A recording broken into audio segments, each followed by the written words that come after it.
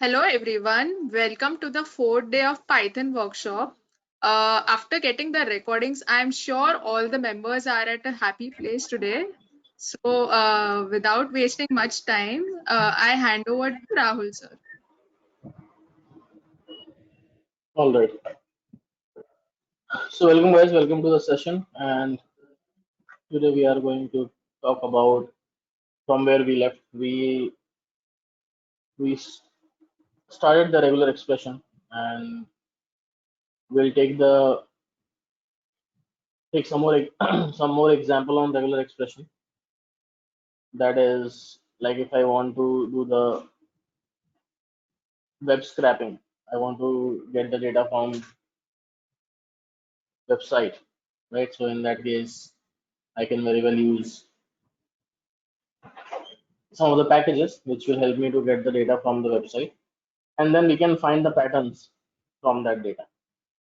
Right, so that is what we'll see here, and after that we'll try to understand how web scraping can be done. With this example, you will understand that. So here is one website from where I will get the from where we'll get the data. So I'll just show you the website.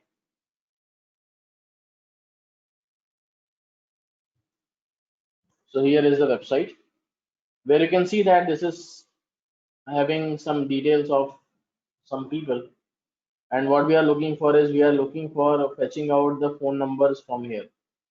You can see that here I have all the phone numbers, and this is what I want to fetch out. And we see there is a pattern. There is a pattern that I have bracket, then three number, then bracket close. Then after again there is a space, then three number, then there is a hyphen, and then there is a four number. Four numbers are there. So that is what we have to fetch out. And basically it's a pattern which you can find everywhere in all the phone numbers.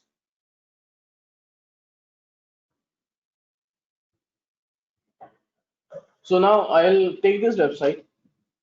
I'll take this website and I'll import some of the packages which are required to scrap the data from the website.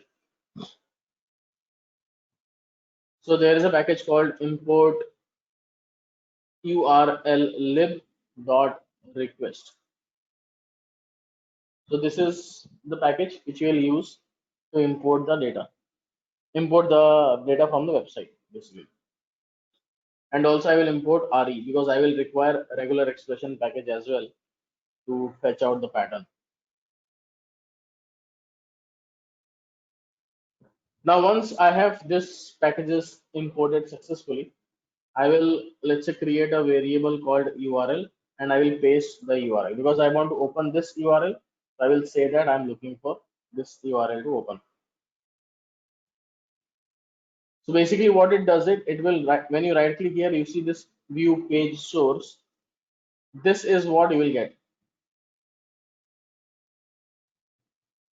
So my URL package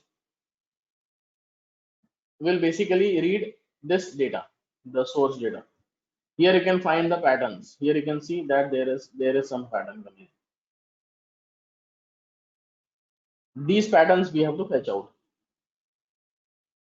So I have the URL. After that, I will read the data from the URL. Data is equal to response. Or first of all, I'll write response is equal to URL lib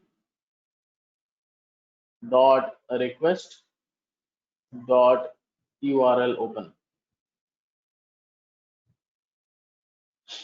which will help me to open the URL. So I'm saying that URL lib dot request dot URL open the URL, and I'm giving the URL name. URL link. This is the link. After that, we will read the data. So data is equal to response dot read.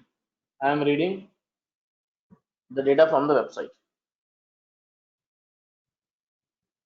After that, The next step which we have to perform is convert the data to a string, because there are chances that I may have some special character or I may have some emojis type of a thing, right?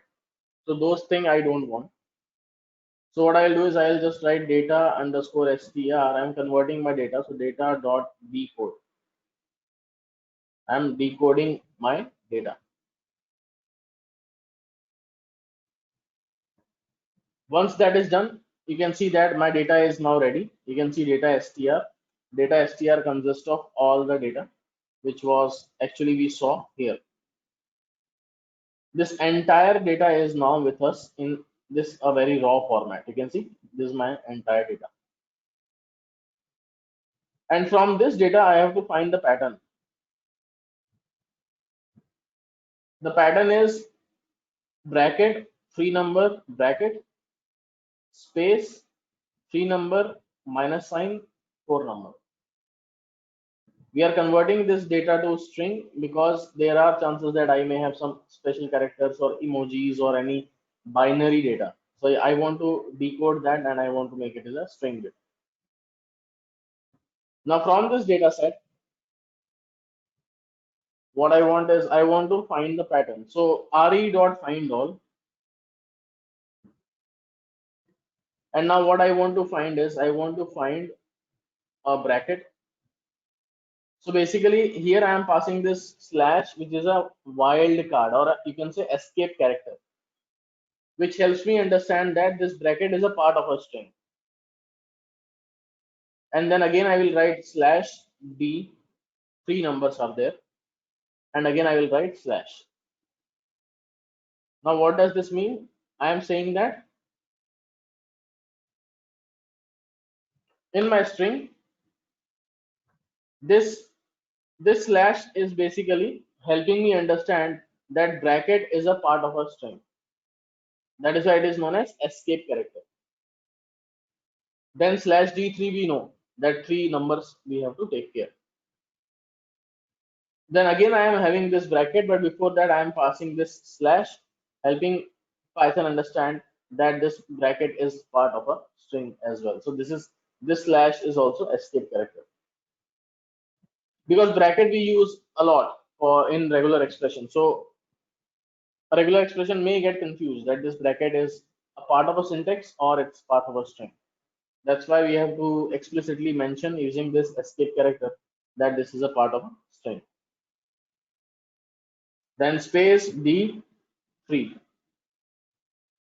Then there is a minus sign, then slash d, 4.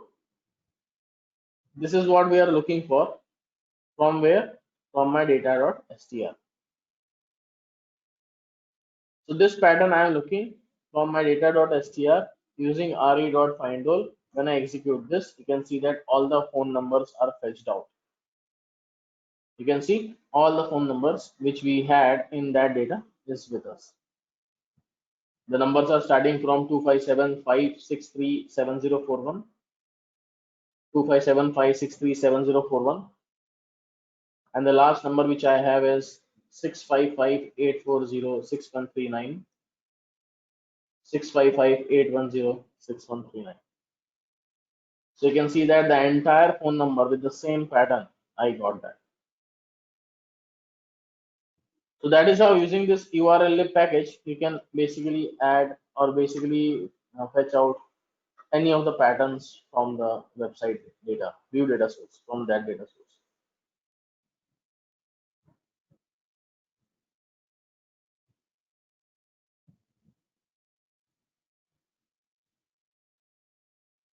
Okay, that is how we can do scrapping. Then we can check for the email address as well, for whether my email address is correct or not. Whether my email address which you are passing is what do you say, valid or not, right? For example, let's say I'm writing rahul@gmail.com, which is valid, but I'm writing rahul.gmail@com. So now this is invalid, right? So how can we do that? We can get anything from here. Like from this website we can get anything, not only numbers, we can get the pin codes, we can get the names, all those things can be done.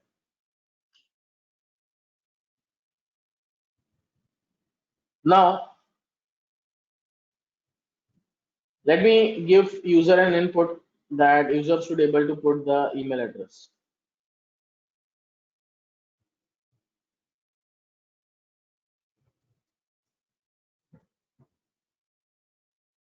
After that,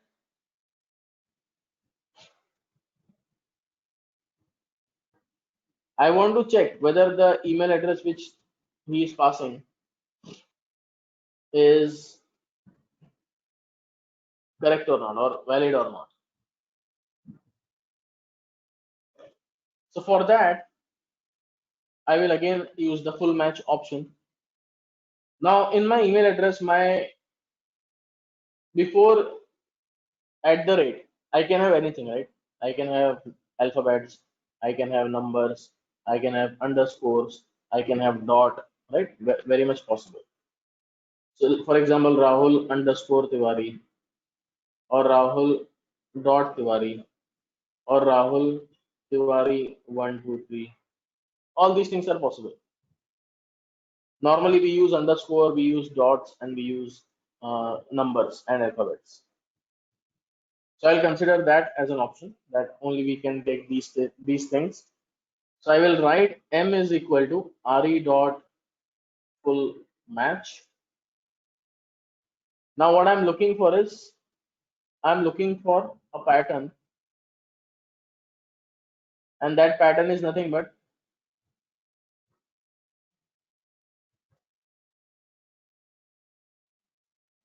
my first character can be a small letter A to Z, capital letter A to Z.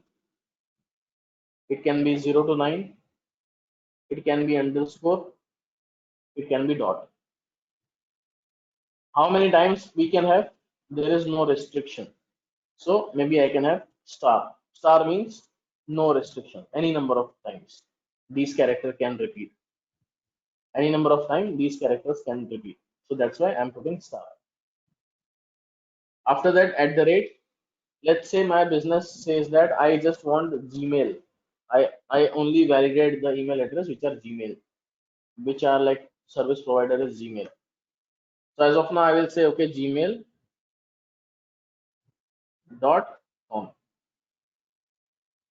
I'm looking for that in S. Now if M is not equal to none, then print it's a valid email.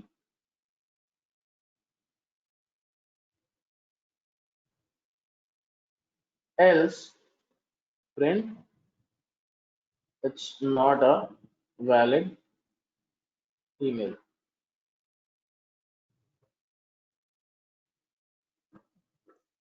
Let's pass Rahul at the rate gmail.com. It's a valid email. Rahul at the rate yahoo.com. It's not a valid email. Rahul dollar 123 at gmail.com. Not a valid email. Rahul underscore T 123 dot 5 at gmail.com. It's a valid email. So looks like the logic is built, but the logic which we have built is for Gmail only. Business says that I am looking for Gmail or Rediff mail. So I will make a little bit of change here. I am looking for Gmail or a Rediff mail. So here I will put in a bracket Gmail and pipe. Pipe we know, right? It's or Rediff mail.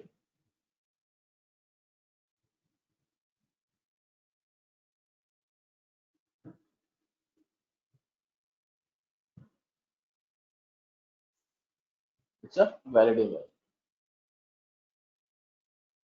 Okay. So that is how you can able to create this logic. Now business comes to me and says that I want any service provider, not only Gmail, it should be Rediff Mail also. And it can be .com, .co, .in, it can be anything. So I will make the changes again. Now here, this part I have to change entirely. It can be A to Z, capital A to capital Z. It can be 0 to 9 also. For example, my company name is TB9. So Rahul at tv9.com. That is 09. How many characters? Star. N number of characters. My company name can be a big name, right? And then .com. In .com also, I have to change this. It can be .com, .co, .in, all those things. So here, A to Z, capital A to capital Z. And this can be star. Rahul at the rate tv9.com. Rahul at the rate tv9.in. You can see it's giving me the valid email address. So that is how we can write the logic.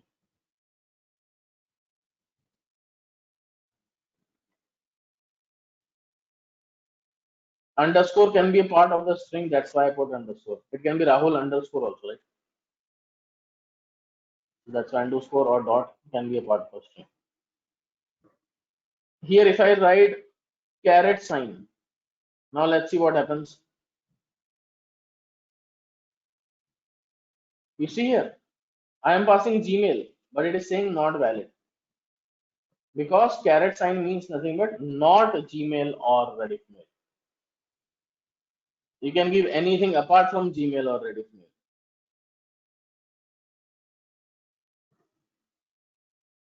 Now it is saying Rediff Mail, it is saying valid, so I'll write here caret also.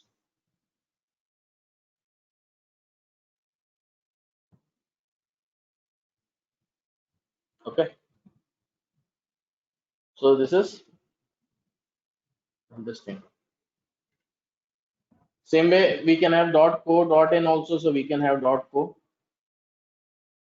and .in, .co, .in. Perfect. Rahul at the rate gmail.co.in. It's a valid email. Okay. So that is how validation of the email can be done.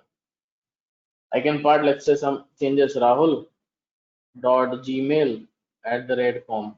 So it will give me valid. Now here it's interesting. It's a valid email. Why? Rahul dot is a part gmail at the rate com. This one. It is taking this part. So here we have to write some more logic. This part it is not taking entire at that. If I go here, Rahul at the rate rahul.com at the rate gmail, you can see it's not a valid. So here we have to take care of the logic. Like as of now, it is not working properly. Some changes will be required. We have to restrict also, right? So those changes. I want to make this dot compulsory. I want to make this dot compulsory. All those things we can do.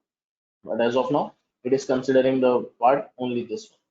That's why it is giving me a valid email. Okay, so this is an idea about how we can do the regular expression, which is again, if I want to find the data, I want to find the pattern from the data, then this can be used.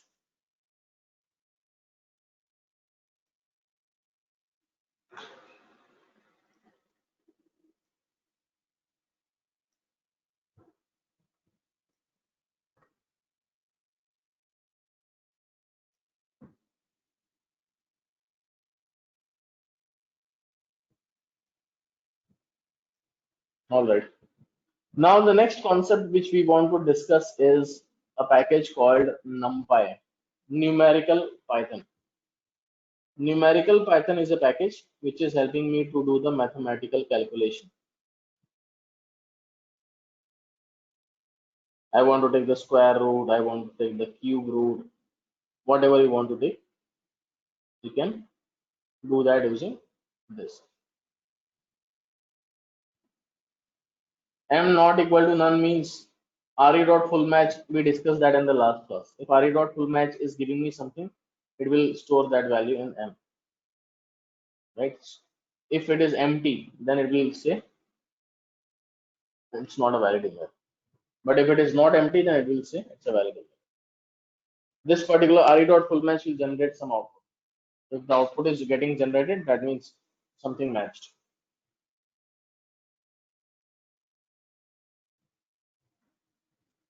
Now, as I mentioned that Anaconda, why we want to install Anaconda, because the data science driven packages like NumPy, Pandas, Matplotlib, and so on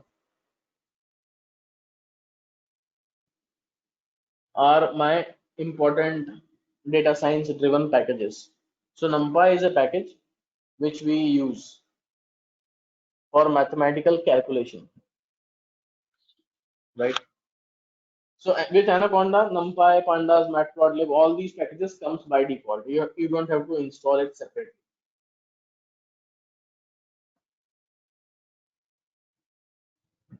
I just have to, what I have to do is I just have to fetch out the, what do you say? I will just have to import the package in the current instance of Jupyter Notebook. So I will write import NumPy as NP. NP is nothing but I'm giving the alias, right? So I don't have to call NumPy again and again. NP I can call and it will solve the problem. It will get imported this way. Now I'll take one example. Yesterday we saw that we have discussed about the for loop. We have discussed about the list. So I have a list one, or I can say let's say I have sales, which consists of some value. Web scraping is done, yes, because web scraping is again the idea I have given you. We can take lot many example, but as of now with the time constraint, we are we took only one example. Profit we have.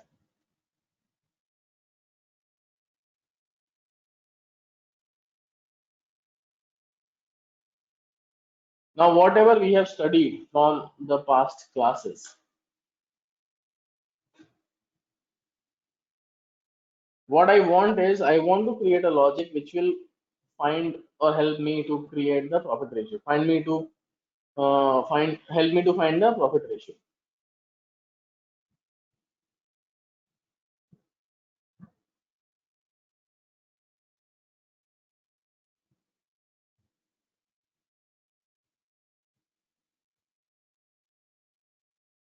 These are sales of 4 quarters. Sales of 4 quarters, profit of 4 quarters.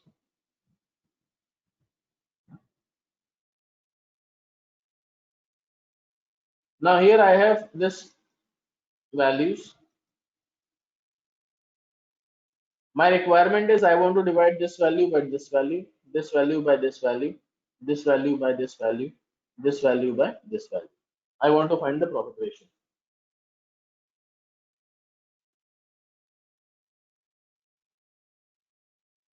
Now I cannot divide profit by sales directly. I cannot basically divide list by list. I cannot divide two lists. Now what to do?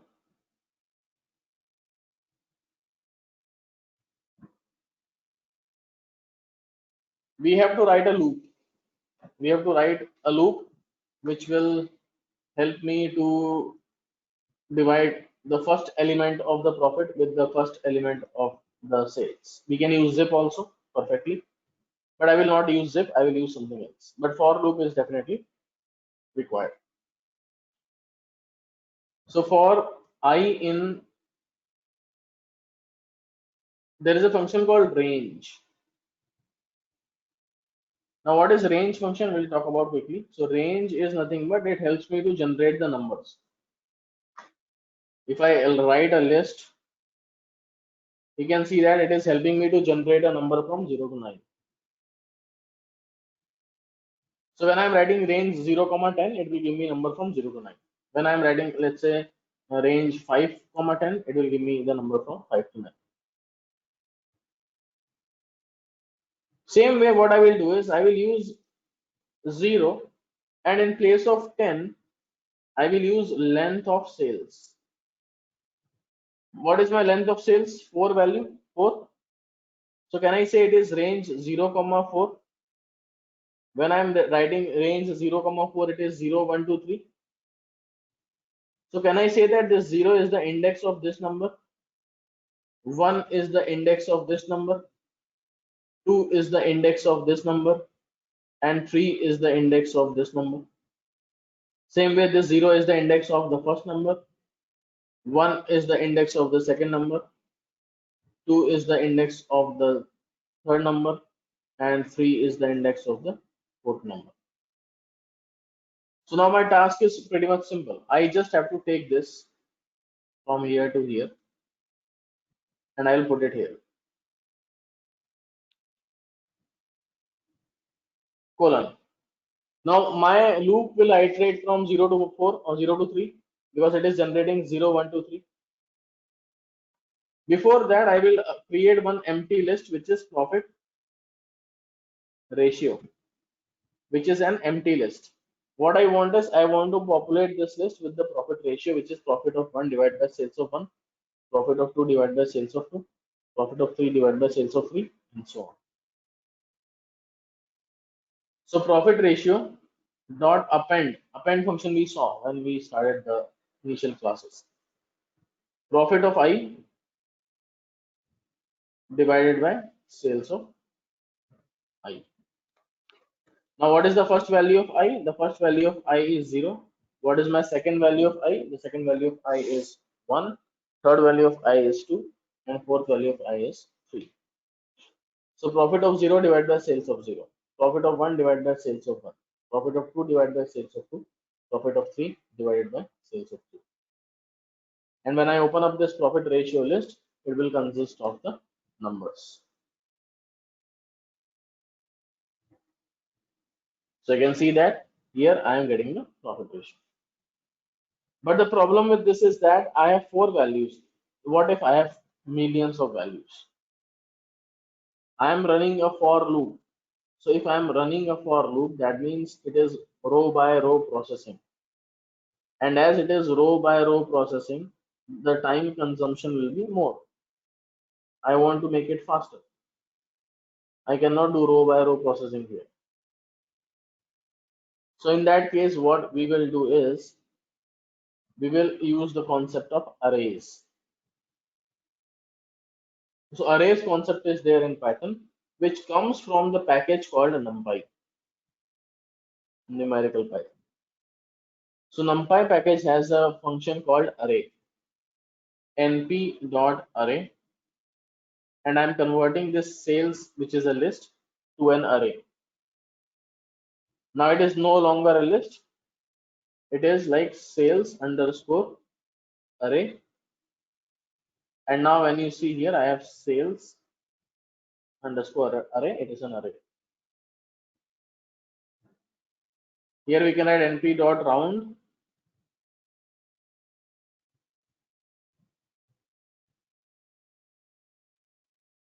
So np is again coming from numpy.round, and we can restrict that to 2 decimal places.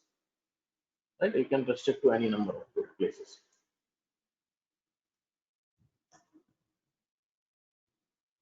So np.round is the command.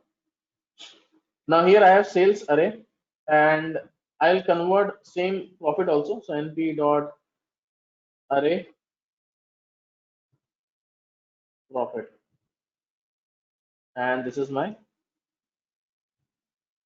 profit array. So I have the profit array and sales array, and you can see that the value which you are getting is exactly same as what you are getting here also. Here I did not run the loop. I just ran profit by sales array. I can able to divide arrays directly, but list cannot be divide directly, we have to run the loops, right? So here I am not running the loops. Here I am just dividing profit array by sales array and done. So which makes things faster. That is why people are using NumPy arrays more when we do mathematical calculations. We can create a matrix as well. Matrix is like a tabular structure. For example, let's say I have sales of US.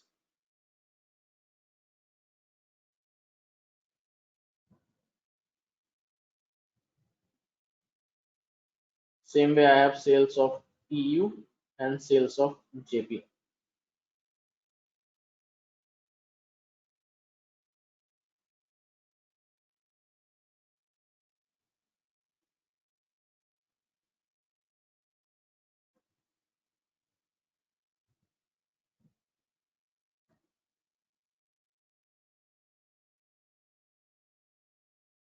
So these are my list.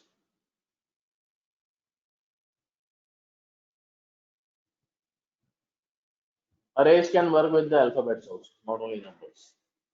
But alphabets array will not make any sense because we have to apply some mathematical calculation. So we can store the values in array, but normally we don't do it for mathematical calculations. Now here I have to convert this to a matrix. Basically what I want is I want a matrix where first row is US, second row is EU, third row is JP. First column is quarter one, second column is quarter two, third column is quarter three, and fourth column is quarter four, like that. So it's like a tabular structure. So for that, again, I will use np.array command and I will pass the values in a list. I will pass all the above list, which is sales US, sales EU, sales JP in a list. Now here you can see that we are getting this output, which is a matrix. I'll save this in sales underscore matrix.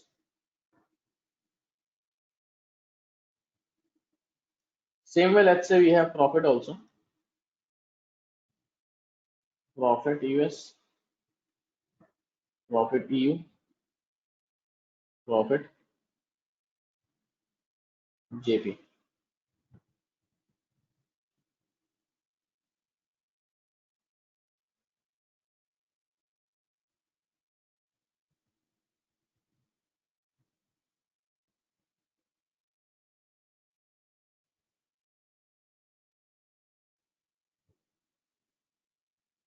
Right? So we have this profit for all the three regions. Now what I want is I want to create this two matrix also. So np.array and I'll pass the values profit US, profit EU, profit JP, and I will make this as profit matrix. Now I have my profit matrix and I have my sales matrix. Now I want to find the profit ratio. That means this divided by this divided by this divided by this divided by this divided by this divided by this divided by this divided by this, and so on, right? And now when I will do the division, profit matrix divided by sales matrix, you can see that we are getting profit ratio. My all arrays should be of same length, yes.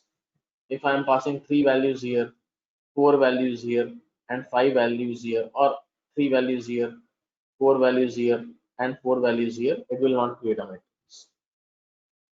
Okay. So that is how we can find the value. There are a lot many functions like np.max, np.min. I want to find the maximum in the sales matrix. So let me check my sales matrix. What is the maximum value? The maximum value is nothing but 6654, right? We can do round np.round as I mentioned previously also. Round command is there, and I want to round it to 2 decimal places. You can see that it is rounded to 2 decimal places. Similarly, we can find the minimum value, we can find the average, a lot of things can be done. That all comes from the NumPy package. That is the minimum value, right? I want to find the mean, np.mean, mean from sales matrix. So basically, it will sum up all the values and take the average. That is 3949. Suppose I want to do the average by a single row. I want to know what is the average of this row, what is the average of this row, what is the average of this row. That is also possible. Also, I want to know what is the average of this column, what is the average of this column, what is the average of this column, what is the average of this column. That is also possible. How can that be done? Comma x is equal to 0. When I do x is equal to 0, we are getting 4 values because it is giving me the average of first column. X is equal to 0 means column wise. So the average of first column is sum of these 3 values by 3. You will get this number. Then sum of these 3 values by 3. You will get this number. Sum of these 3 values by 3. You will get this number. Sum of these 3 values by 3. You will get this number.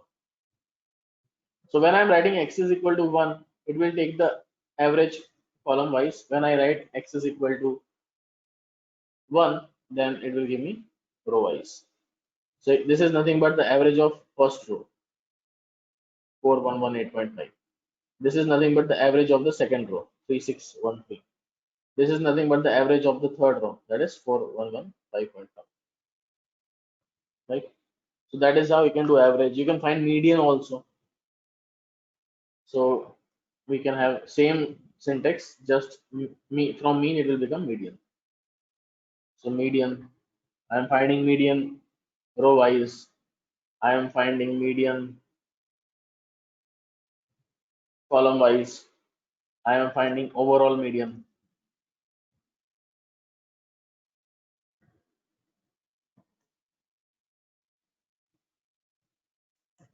Okay, that is my overall median. So that is how mathematical calculations can be done, and NumPy is a very powerful package. When my data is like not a binary type of or collection of matrix are not there, like simple calculations or matrix calculations, some multiple matrix calculations, I can very well do using NumPy.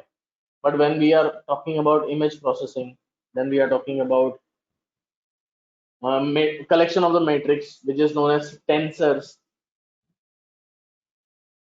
Those type of processing, when you want to do, then it can be done with TensorFlow package.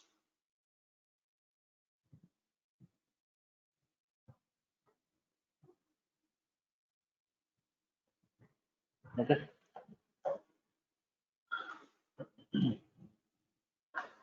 Now here one more interesting thing I will say. We discussed dictionary in the very initial class, right? What dictionary is, key value pair. Now this is my data set. I will try to create one dictionary which will help me to fetch out this data properly. As of now, I will ask you, how will I fetch this number? Can you guys tell me? How will I fetch out this number? How can we fetch out this number? Any guesses? We know everything about how to fetch. So you should be able to answer.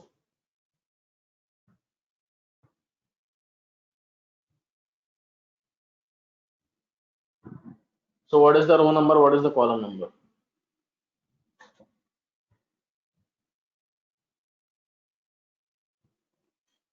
3, 2. Okay.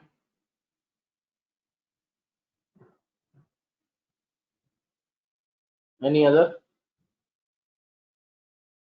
2 comma 3. Okay.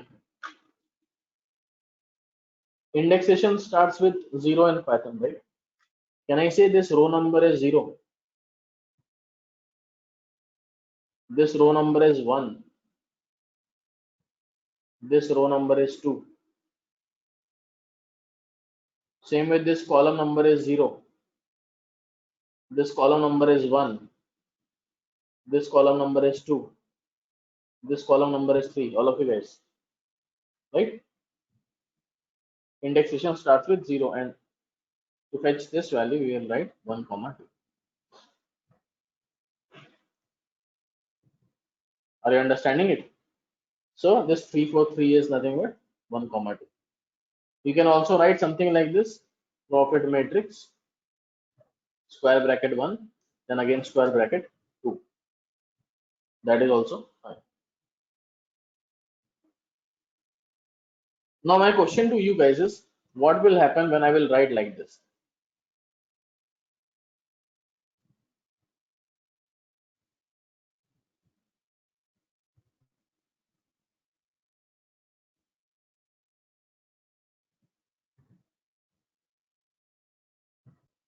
What will be the output here?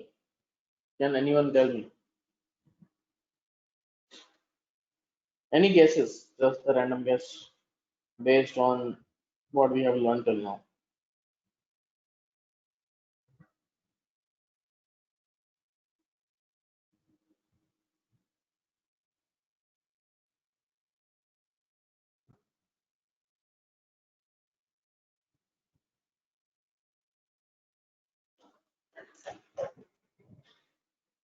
So now it is 1 colon 3, right? So this part is always be the rows, and this part will always be the columns.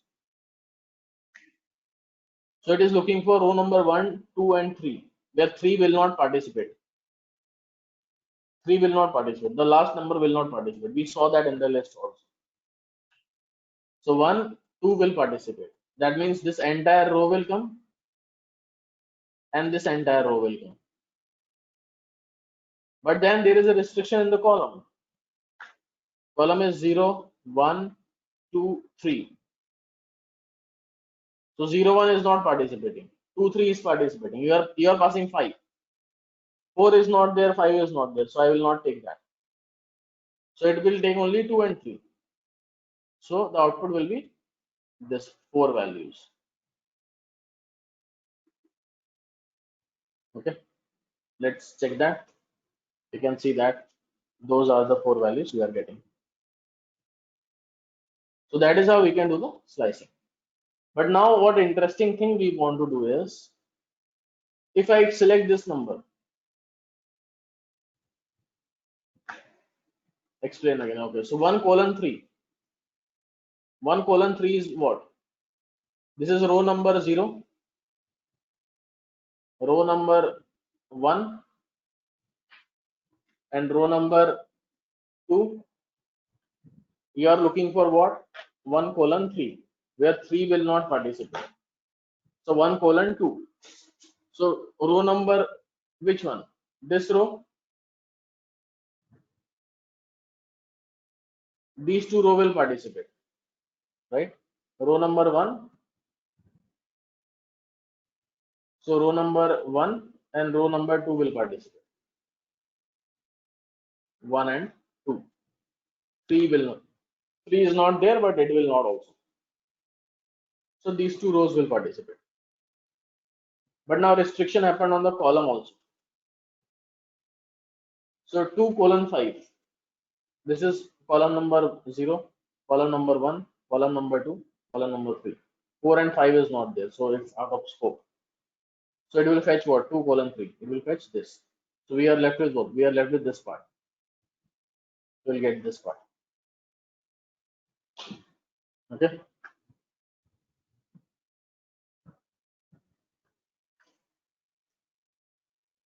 Now let's say I know that this is my value, which is 455. This 455 is what? This 455 is nothing but, can I say it's US quarter 3, right?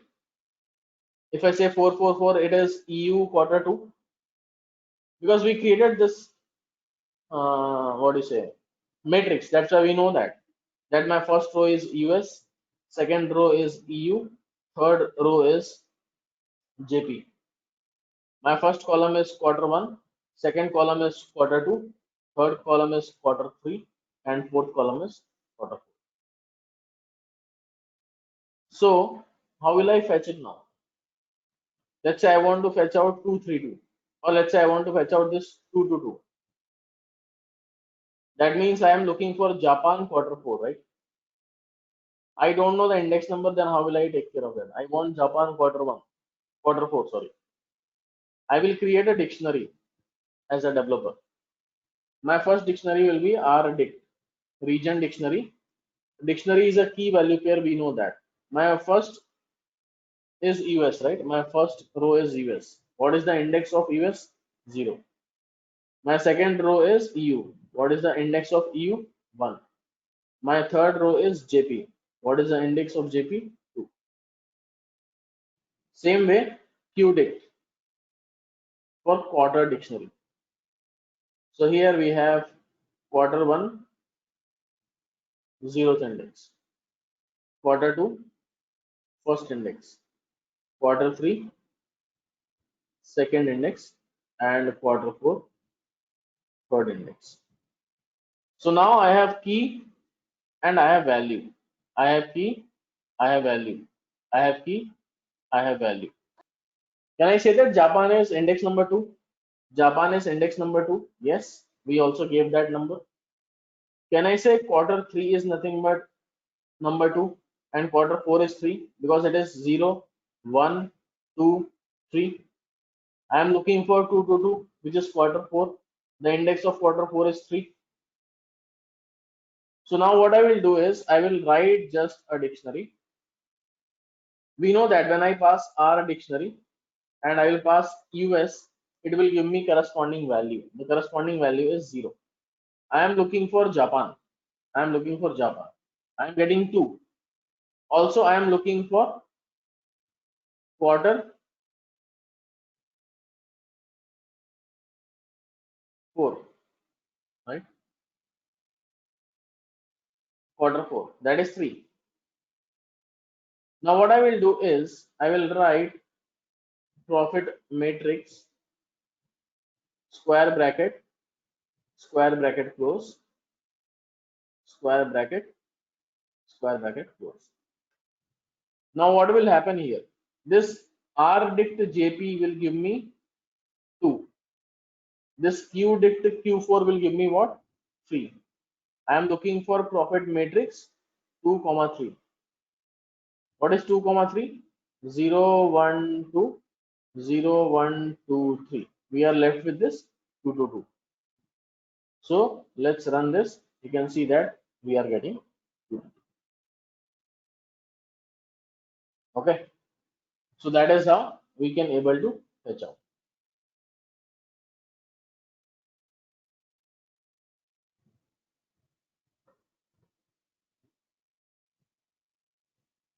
Is that clear, all of you? I hope this is interesting to know. So here rdict jp is giving me what? 2. Qdict q4 is giving me what? 3. So it is 2, 3. 2, 3 is nothing but this value. That is your answer, Mitali, right? You can create something like a dictionary when you don't know the position. If you don't know the position, then you have to find the position manually.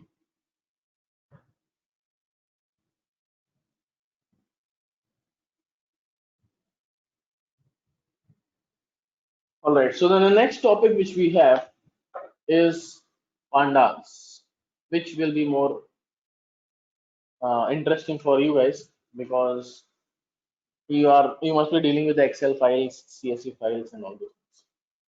So this is the real topic, I think, which you guys are actually looking for. And what we will do is we'll take one data set. Using that data set, we will try to play around with that. But before that, I will also talk about one of the concepts called join. Join is very, very important. So I'll just quickly talk about that also. I have two tables. My first table is student details.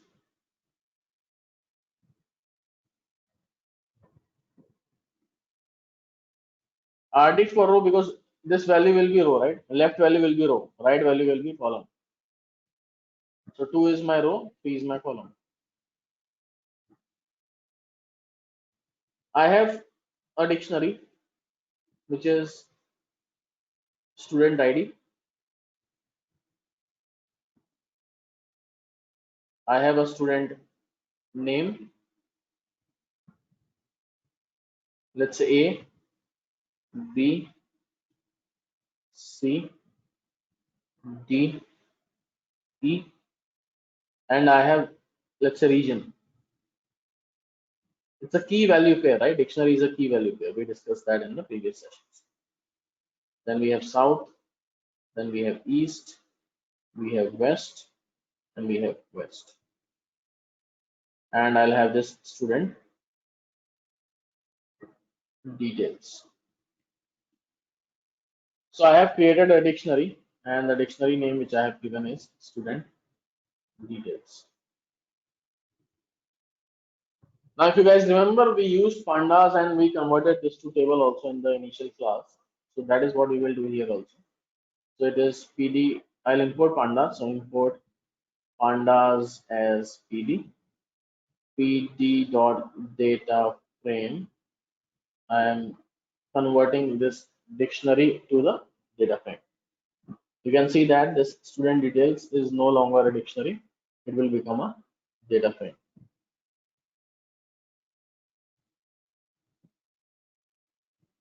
So you can see it is a data frame. Now I'll save this student details. This is my first table, student details. This is my first table. I have the second table, which is like subject details. I'm also creating a dictionary. I will have a common column student ID and I'm passing the value. Then I have subject. In subject, I have Python, I have Tableau, I have Power BI, I have Python, I have R programming. And let's say marks. So in marks, I will put some numbers. This is my dictionary. If I open up this subject details, you can see that the dictionary is created and I will convert this to the data frame as well. So pd dot data frame and I'm converting this to a table as well. Let me save this in subject detail. So now I have student details and I have subject details.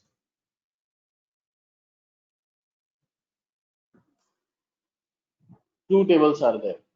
Now what I want is I want to join this table. Basically student 1, the name is A, belongs to North region. He actually enrolled for Python course and he got 43 marks. Same way for 2, his name is B, belongs to South region, purchased or enrolled to Tableau course and got 23 marks. It's like a VLOOKUP, correct? Now, what I want to join this 1 with 1, 2 with 2, 3 with 3, 4 with 4, and 5 is not there in this table, 6 is not there in this table, right? So nothing will happen. So there are 4 types of join. The first type of join is inner join. I have student tables and I have this table, marks table. Inner join is nothing but the common records. The common records will participate. The common records are 1, 2, 3, 4. 5 is not there, 6 is not there in one of the tables. So the common records are 1, 2, 3, 4. So common records will participate. Second type of join is left outer join. Let's assume that this table is my left table. So as this is the left table, all the records from the left table will participate and all the matching records from the left table will participate. Records from this right table will not participate, which are not matching. That means this record will participate, this record will participate, this record will participate, this record will participate, this record will participate, and the matching record this will participate. This record will not participate because it belongs to the right table. Then we have a right outer join. Let's assume that this is my right table and this is my left table. So all the records from the right table will participate. That means 1 will participate, 2 will participate, 3 will participate, 4 will participate, 6 will participate. So all the records will participate and the common records will participate. The common records are 1, 2, 3, and 4. 5 will not participate. And finally, there is a concept of full outer join, or you can say outer join. All the records from all the table will participate. So 1, 2, 3, 4, 5 will come. 1, 2, 3, 4, 5, 6 will come also. Against 5, my subject and the marks will be null. Against 6, my name and the region will be null. Okay. So basically, this is my left table. So all the records from the left table will participate when you are using left outer join. That means 1, 2, 3, 4, 5 will come. And from the right table, only 1, 2, 3, 4 will come. 6 will not come. Same way, suppose this is my right table. I am applying a right outer join. So all the records will participate here. 1, 2, 3, 4, 6. And here, common record will participate. 1, 2, 3, 4. And in the full outer join, all the records from both the table will participate. 1, 2, 3, 4, 5 will also participate. 1, 2, 3, 4, 6 will also participate. Those are my different types of join. We'll see that how the output will look like. We'll give the better understanding. pd.merge is the command. Merge is helping me to merge the value. So my first data frame name is student details, comma, subject details, comma, I want to join on SID, and by default it takes the inner join. If you are not passing the join type, then the by default is inner join. You can see that it is giving me inner join. Only common records are participating. Common is nothing but 1, 2, 3, 4. 5 did not appear, 6 did not appear as well.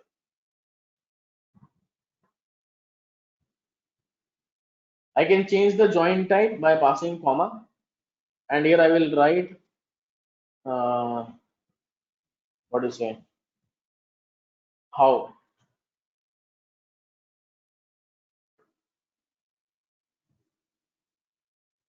So here how is inner. By default how value is inner.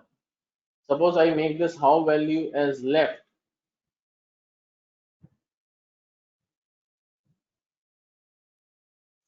You can see that 1, 2, 3, 4, 5 coming in because my left table is the student details table. 1, 2, 3, 4, 5 coming in, corresponding student name and region also coming in. But for the marks and subject, it is coming as null, nan. Nan means null, right? Because for student number 5, I don't have subject details. So it's giving me nan.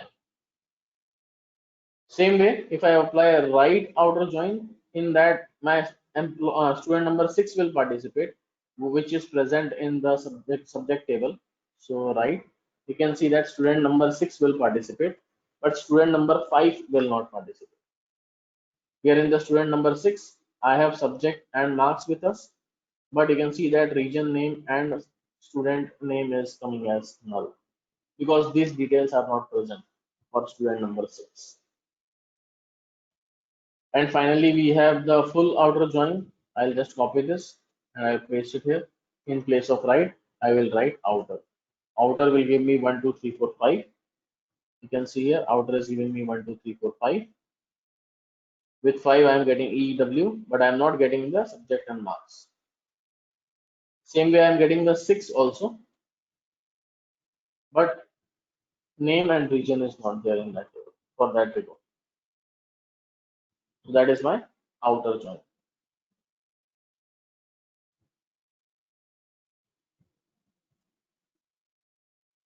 Clear all of you guys? 4 types of joins.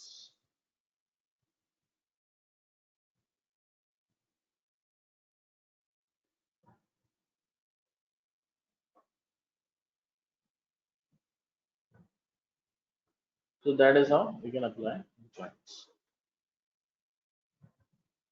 Now let's take one data set and we'll play around with that data and we'll try to understand.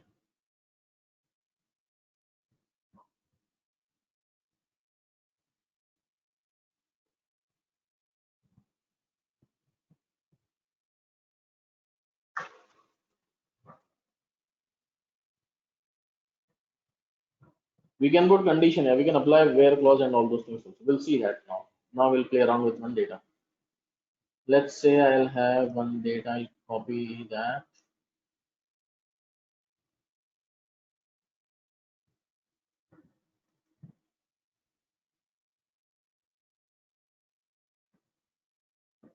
So it's a desktop, I'll copy the location.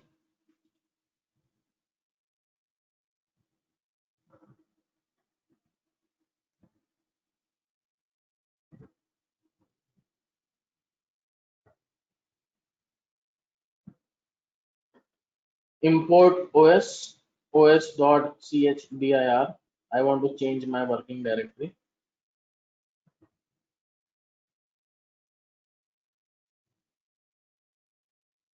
So I have pd.read CSV. It's a CSV file which we are going to use. Tips.csv.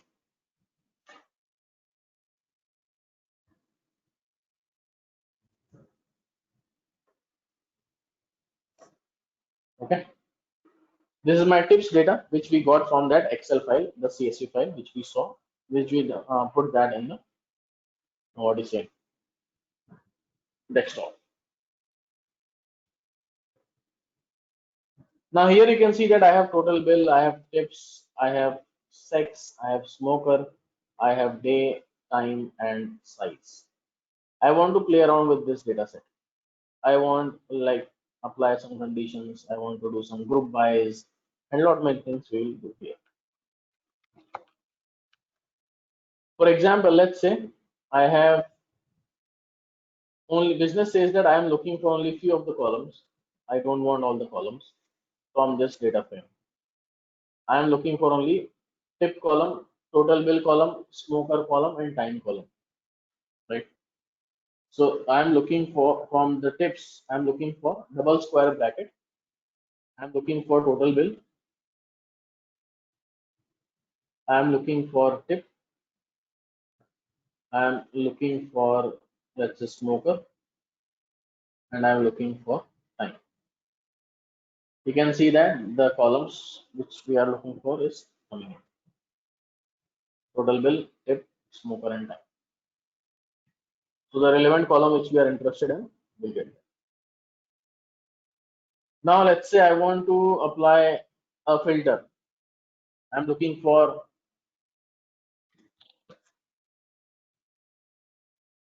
this thing. What is it? Data with a dinner. So tips, time equal to dinner. I'll get all the dinner data. Now you will able to understand double equal to sign and all. We discussed that already. We can apply multiple conditions as well. For example, let's say I want time equal to dinner. Tip is greater than 5. Time equal to dinner and tip is greater than 5. So I will add two conditions. I'll copy this and I'll put all the conditions in the bracket. This will work as all the conditions in the bracket. I will apply ampersand and here I will write tips. Tip is greater than 5. Now you can see that all the data is dinner and tip is greater than 5. Number of records I'm not able to see how many records are there. We can check that by passing length at the start. So there are 15 records where the time is equal to dinner and tip is greater than 5. Now what I want is I have this data set tips. In this data set, I want to know how many males are there, how many females are there. Now there is a concept of group by. So basically when you want to do some segregation based on the category, then we apply group by. Group by helps me to do the segregation of the data. For example, let's say I want to know how many uh, males and females are there in the class. What I will do is I will ask you guys to get separated, right? And all females together or all males together. Then I will start doing the counting. So same thing I want to do here also. I want to group.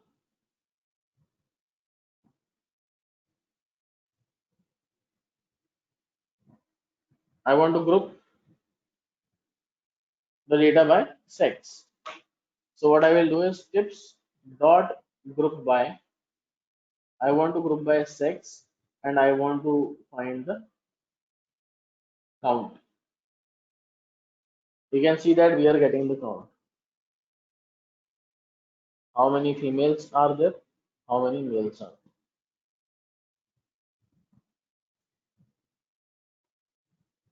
If I will write in place of count size, so it will give me the count also, but it will give me something like this. Only male female count separate.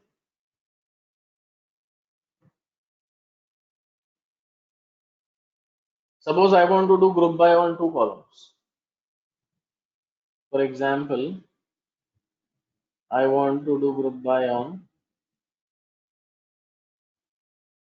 sex and smoker. And I want to know the count. You can see that here is the count. Female who are non-smoker 54. Female who are smoker 33. Male with a non-smoker 97. Male with a smoker 60. Now let's say my requirement is that I want to know the tip. How much tip these guys are giving based on days. You can say yes, group by is like a pivot table in Excel, absolutely. So tips dot group by. I want to know whether smoker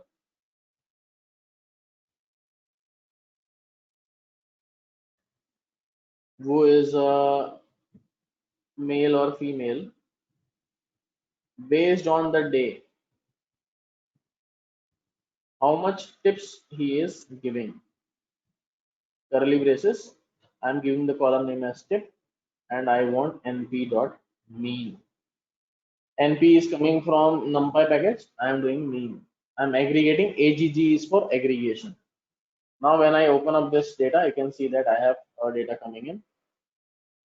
Here I can understand that those who are non-smoker. So this part of the data is for non-smoker. This part of the data is for smoker. Then this part of the data is for female. This part of the data is for female. Same way, this part of the data is for male. This part of the data is for male. And then further divided into day wise: Friday, Saturday, Sunday, and Thursday. Curly braces which we are using is nothing but a dictionary. I am giving the column name as tip and I am finding the mean. It's a dictionary. So from here, I want to analyze like who is giving the maximum tip. So 3.32, 3.5, 3.52. I see that the maximum tip is given by the smoker who is a male on Sunday. right? On Sunday, the males who is a smoker gives me the highest tip. Which is the lowest tip? So lowest tip 2.45. 2.45 is looking lowest. Non-smoker female on Thursday gives the lowest tip. Let's say when woman is giving the highest tip. Woman is giving the highest tip 3.32. On Sunday, non-smoker. On Sunday, non-smoker giving the highest tip, right? And on Sunday, smoker is giving the highest tip. And on woman who is a smoker, she is also giving on Sunday highest tip. Looks like Sunday is having the highest tip. Here on Sunday, here Saturday is highest tip, right? So male smoker who is not male who is non-smoker actually gives the highest tip on Saturday. Okay, that is what we are understanding from. So that is how we can able to play around with the data set. This is like a group by which we are doing.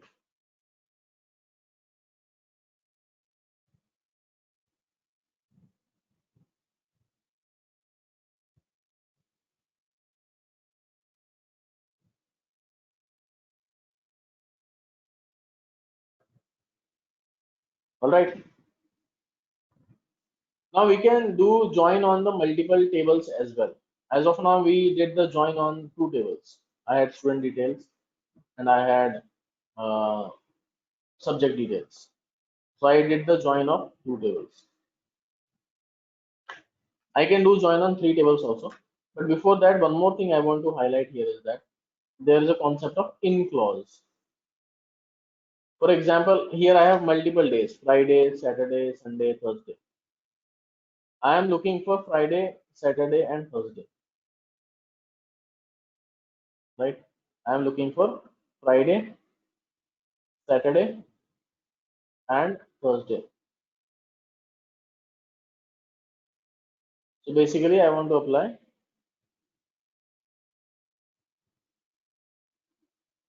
the in clause. So for that, I'll go ahead. Uh,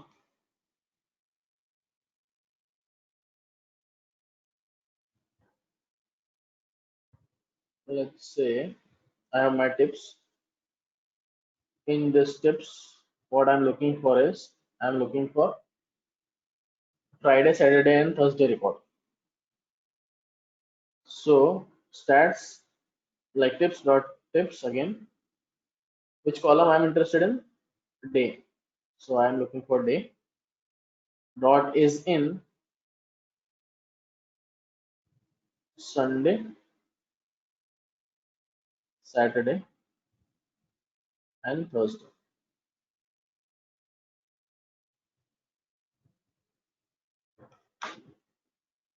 And here I will have to pass this in a square bracket.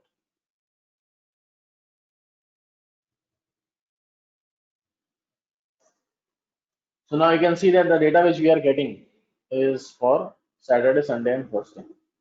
I'm not getting any data for Friday. So that is how we can apply the in clause as well.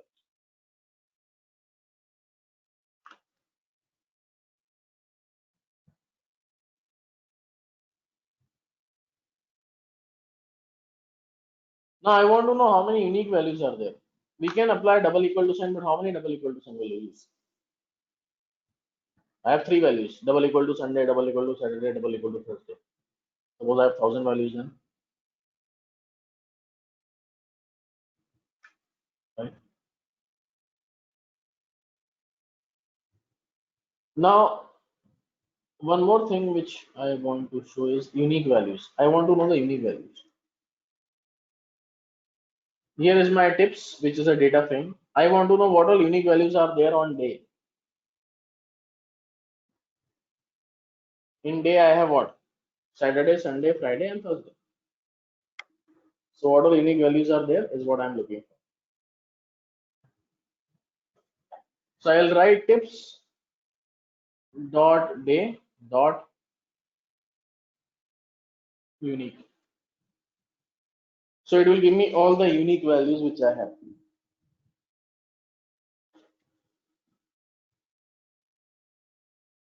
Right? So all the unique values which I have, it will be shown here. Now let's say I have to join 3 tables. Now as of now I have joined only 2 tables, but now my requirement is I want to join 3 tables. We look up 3 tables, 3 sheets. So let me create one. Now if you guys remember, I created the 3 tables using a dictionary. So using dictionary key value pair, we can create the tables. Using arrays also we can create the tables. For example, let's say np.array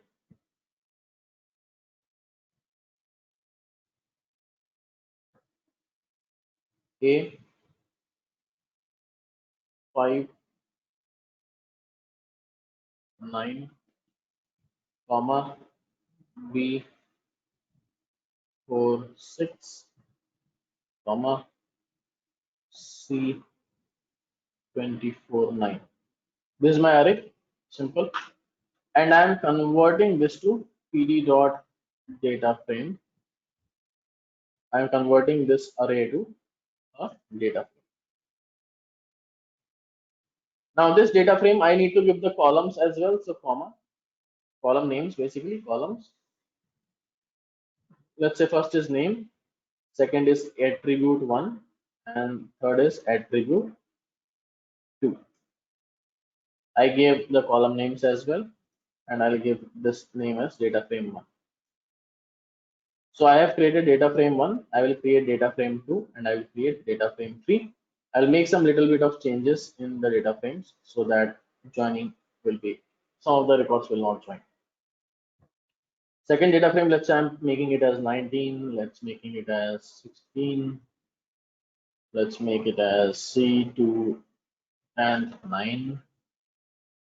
Third data frame, I'll give something else, A5, let's say 19, then B4 61, let's say E, I'm passing it E, and execute. I have 3 data frames with me, df1, I have df2, and I have df3.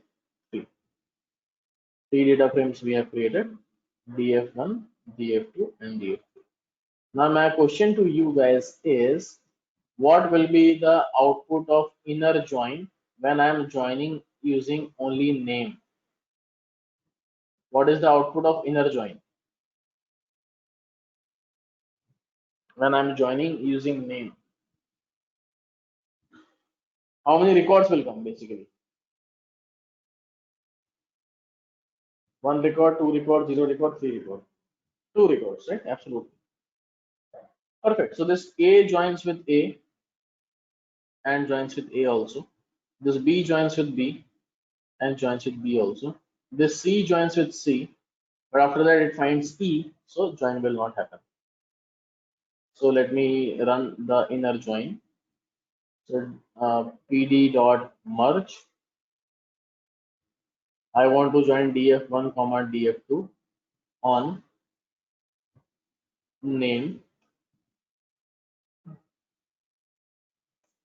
You can see join happened. X means it is coming from the left table. Y means it is coming from the right table because the column names are same. That's why it is segregating it. On top of, now, can I say that this is my table? This is my table, right? The output is a table.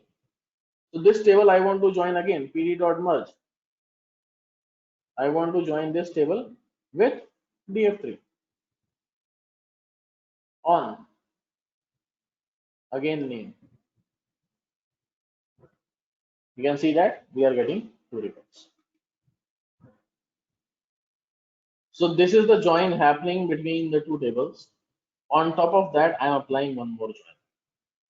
Total three tables. Suppose I want to join on the multiple columns. I want to join on ATTR1 also. Now my question to you guys is how many records will I get? I want to join on these two columns. What will be the output?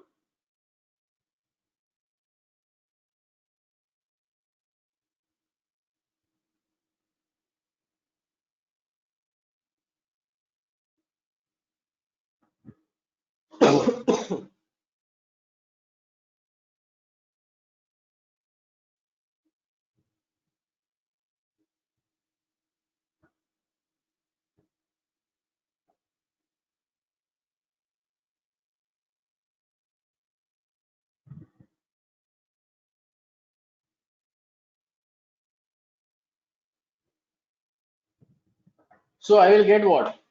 Let's see that. This A joins with A, joins with A. 5 also is common, so it is fine, no issues. B joins with B. 4 joins with 4, that is also looking fine.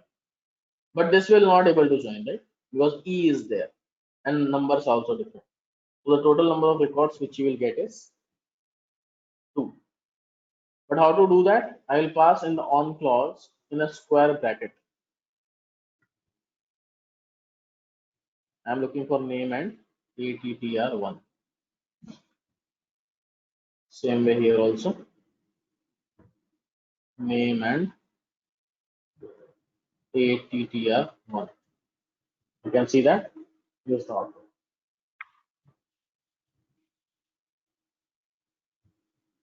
I applied the join on two tables, DF1, DF2, but this time the join happened is on two columns. That is name and ATTR1.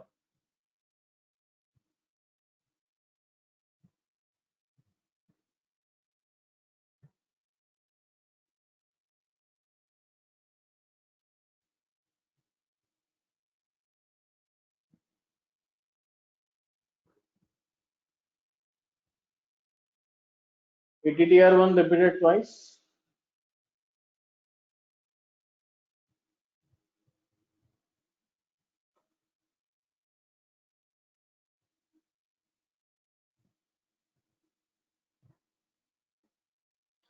Because their values are same. That's why ATTR1 is same. ATTR2, ATTR2Y, and ATTR2. This is coming from DF3. Okay, all the three table joins. That's why. ATTR1 has the common value. That's why ATTR1 only common.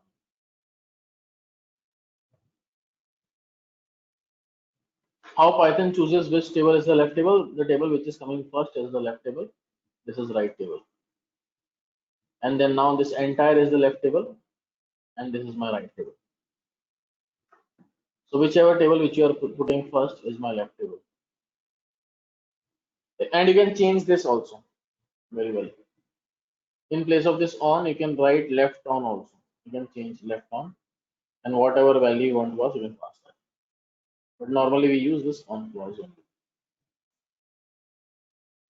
The purpose of left on, right on, I'll show you. So let's say I'll take two tables again. This is my DF1 and this is my DF4. In my left on, this is I have name, NM as a column name, and here I have name as a column. Now you can see that I want to join on the name column, but here the column name is NM, here the column name is name. So column names are different. So I will do the join. I will do the join of DF1 and DF2.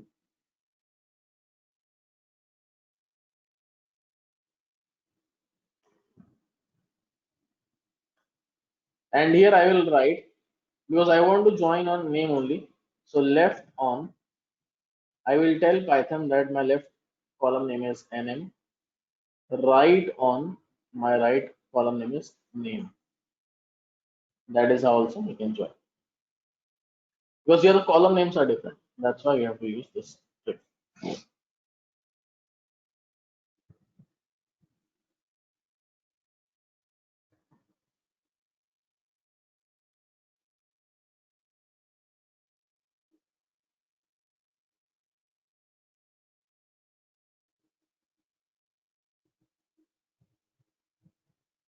Okay, so when we are using this square bracket, when we are creating something or slicing something, then square bracket is required. Otherwise, we can go with normal bracket. Here I am creating an array, right? I'm creating an array, so it requires a square bracket.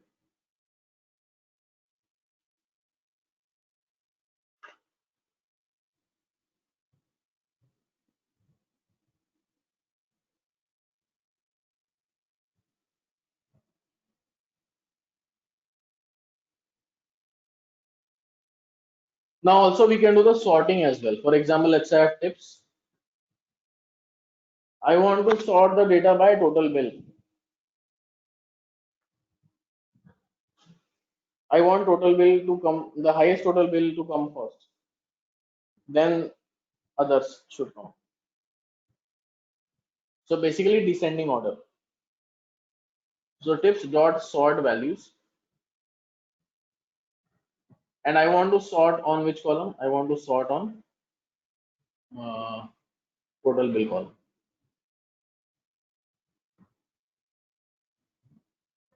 Let me execute this. You can see that by default sorting is happening is smaller to bigger, ascending order. I want to make it descending. So here I will write comma, not here, here, comma, ascending equal to 1. Ascending equal to 1 means true. Ascending equal to 0 means false. So you can see that now the values are descending.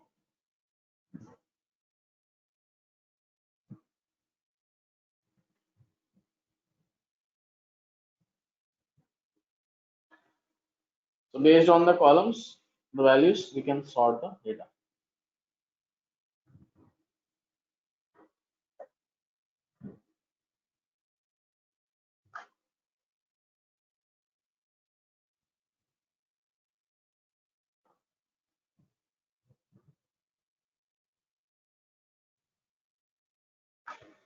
Now,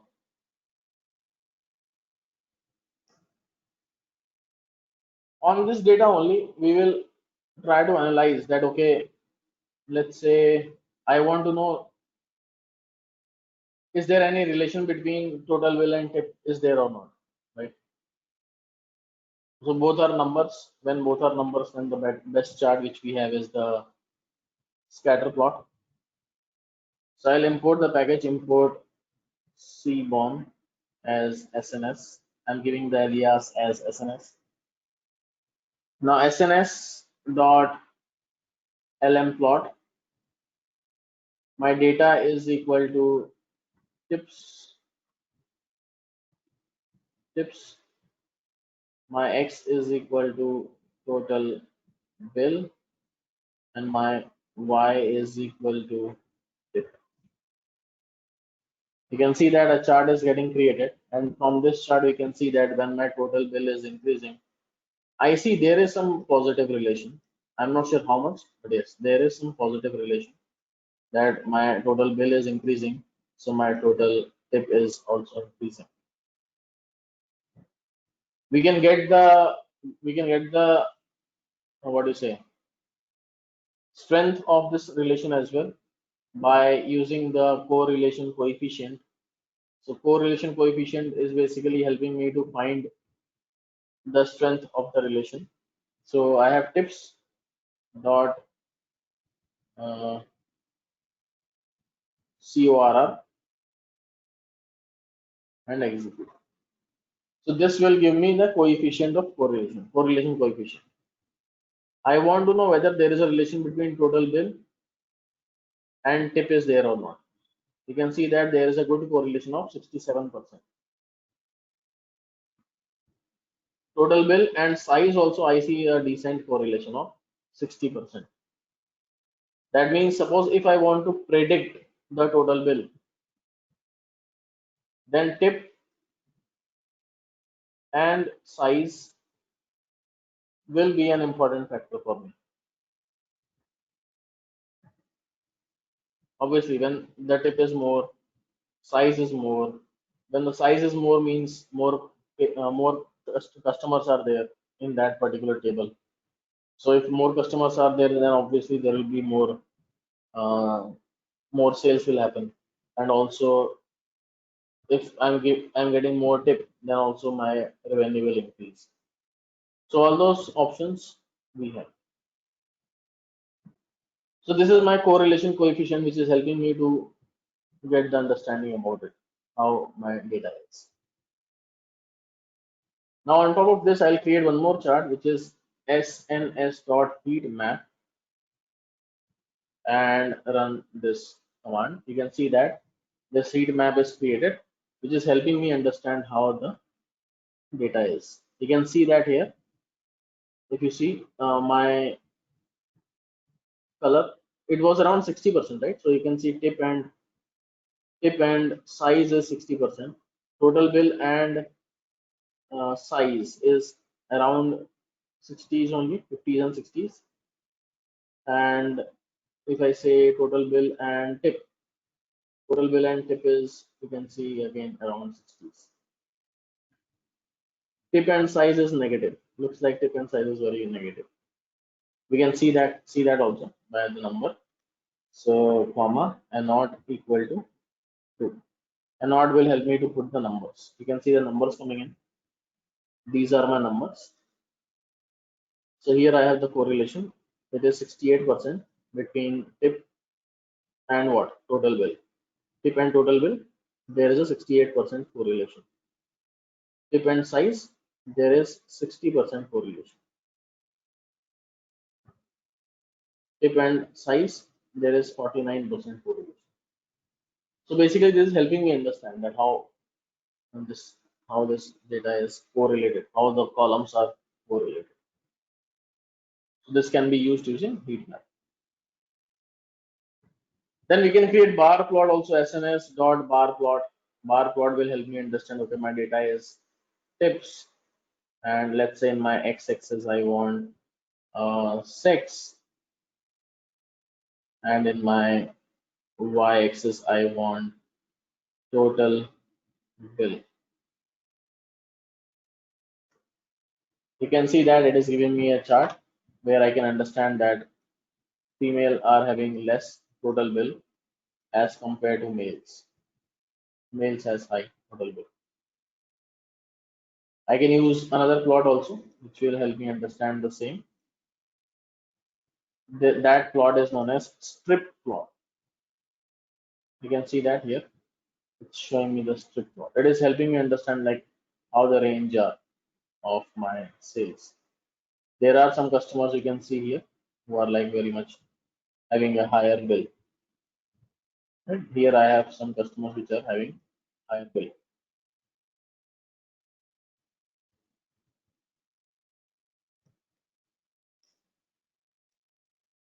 I can create the pattern as well, the histogram type of thing. So histogram is nothing but when I have a numerical data.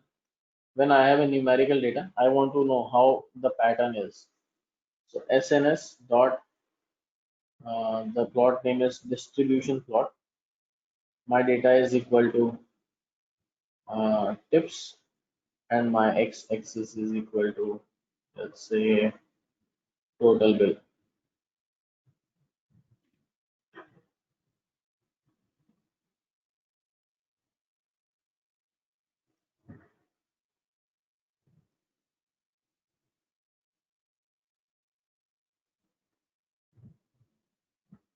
So in fact, I will write like this: data total bill. Oh, sorry, tips total bill. Tips total bill. You can see here. So now it is giving me the distribution, how my data is distributed. It's a bell curve. Suppose I don't want the bell curve, I just want the bar because it is showing me the probability here in the left side.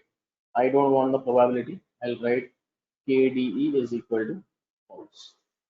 It will remove the line. Now it will give me the numbers. It is not now giving me the probability. Same way I can have for the tip also, how the tip is. So tip is something like this. Same way we can have the size also. So we can put size and it will give me how many customers are there. So majority of the customers are coming who are only two. Right? Two customers, like basically two per order, two customers per order.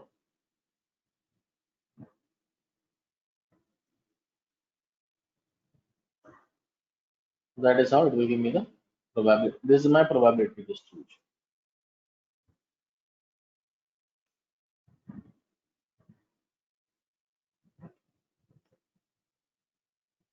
Okay, so that is how we can create the plot. So the Seaborn is the important package for creating the plots. If you want to save the plot, then we can definitely save the plot by right clicking it and save image. And let's say I'm saving it. And if I want, I can open that in PowerPoint also.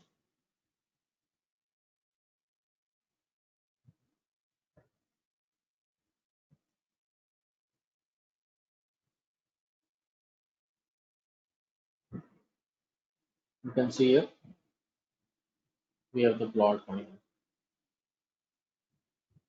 in. So that is how we can actually create a plot, and you can put that in the presentation, whatever you want, you can showcase to the larger audiences. All those things can be done.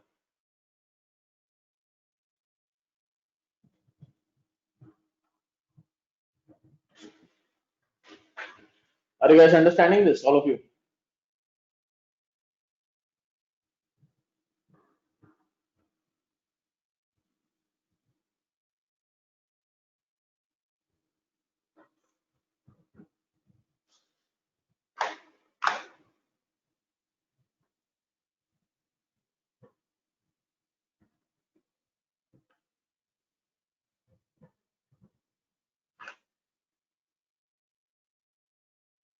Okay, so this is an important concept for data analysis, then data analytics point of view. Some more feature about pandas we will discuss, and also some visualizations we will discuss, which I'm parking for tomorrow, because I know that this is like an advanced concept which we are discussing. So I want you guys to do practice from your side also. I'll share this data set with you. All these files which I gave you the link, it consists, I'll share that link also again.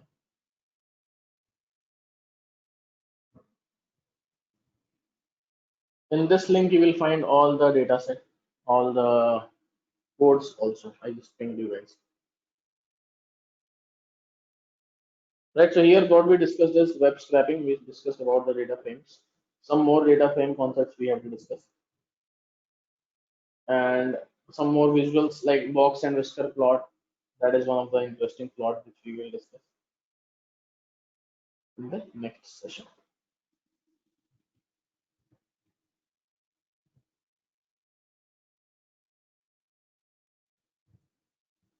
Okay. All right. So here only I will stop. Any questions you have, you can ask.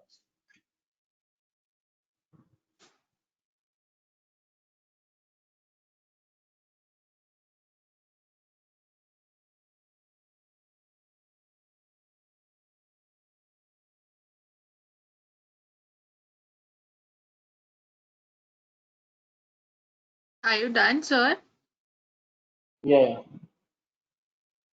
Okay. So a lot of learnings today, and today thoroughly enjoyed the seminar as it was more relevant to our CA faculty. And thank you so much, sir, on behalf of WIRC. And looking forward for the last seminar tomorrow. Till then, good night and thank you so much. Now we can close. All right. Thanks.